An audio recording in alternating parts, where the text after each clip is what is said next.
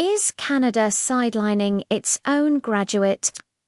The Canadian dream has a new twist for thousands of young people. A diploma in hand, a mountain of student debt, and a job market that feels like a dead end.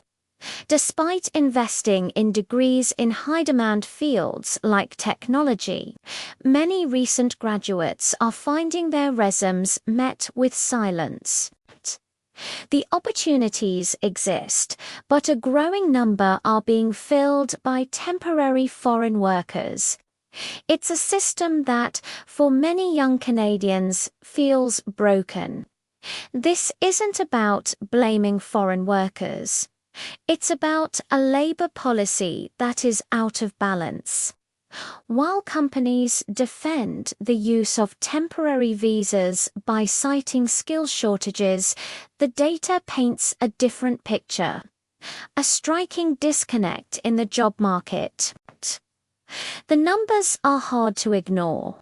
As of mid-2025, Canada was home to over 1.5 million people on work permits, staggering increase from the 360,000 temporary foreign workers a decade earlier. At the same time, unemployment among young Canadians is on the rise. Between 2022 and 2023, the unemployment rate for college and university graduates aged 25 to 29 crept upward, signaling growing barriers to entry in competitive industries.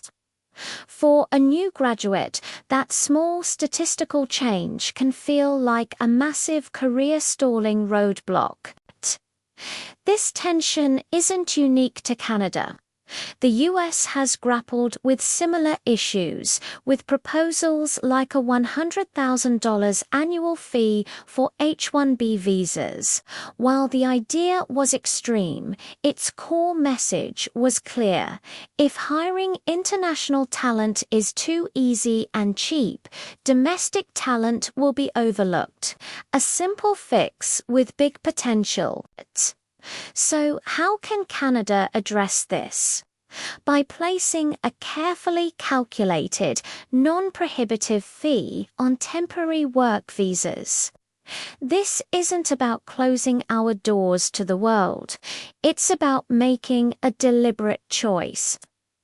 Right now, many young Canadians feel that employers prefer international hires not because of a lack of domestic talent, but because they can be paid less. Even if this perception is exaggerated, it erodes public trust. A visa fee would signal to companies that Canadian workers are the priority. It would encourage them to look inward and invest in our own workforce before looking abroad. This isn't an us versus them solution. The fees generated could be directly reinvested into workforce development, funding training programs and internships for Canadian graduates. Imagine a system where international workers still contribute their valuable skills, but the process also directly supports the next generation of Canadian professionals, redefining Canadian opportunity. Critics might argue that such a policy could harm our global competitiveness. They are right that we need top-tier talent in fields like AI and advanced computing.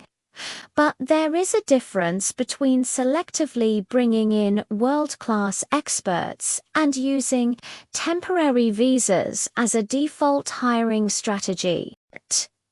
This proposal would not shut out foreign workers. It would simply ensure companies weigh their options more carefully. Ultimately, this is a matter of fairness.